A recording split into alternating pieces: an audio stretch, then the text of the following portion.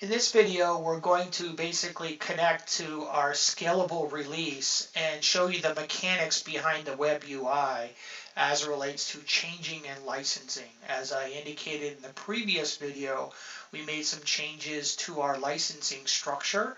So I would like to show you here from our Web UI those particular mechanics and how we've implemented them.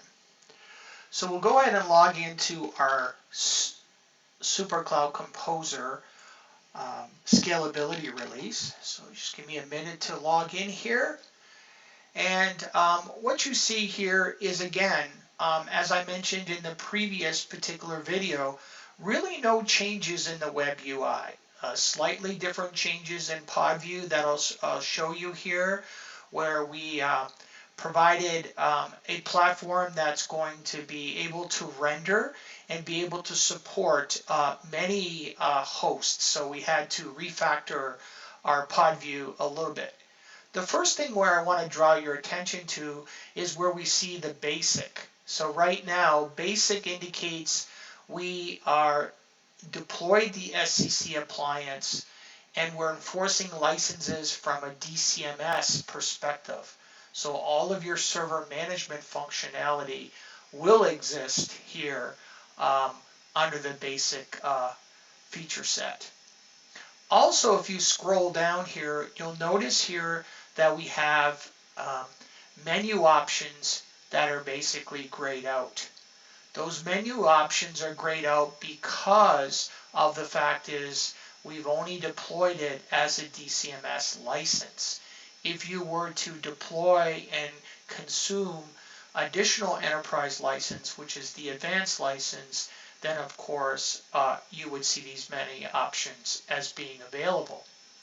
The tooltip indicates here that the advanced features requires purchase of at least 50% of the SDK of total monitored hosts. So what does that mean? That really means here is in order to consume third-party support and activate it, you would need the advanced license, which is the DCMS license plus the SDDC license.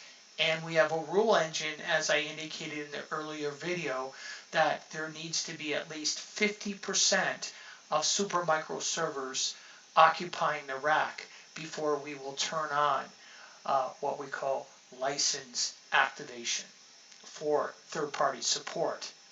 I want to also go ahead and click on the admin function here, and we've slightly changed the licensing section of the license management. You can see here our rule engine is in effect. We do have in our data center where this appliance has been deployed, third-party devices. So you can see here that we failed the license compliance. We're not at 50%, so therefore it's sitting at 47. So therefore we will not activate any third-party support. We also go ahead and have tooltips here to indicate the ratio of 50% of Supermicro registered servers to turn on third-party activation. Here we show you that you need at least DCMS plus SDDC as a license key in order to turn on third-party support.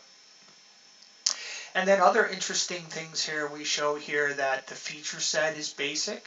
Remember, we have a basic license for just server management, and we also have the advanced license, which is the enterprise license to support top-of-rack switches, resource disaggregation as it relates to composable disaggregated infrastructure, liquid cooling management, etc., etc.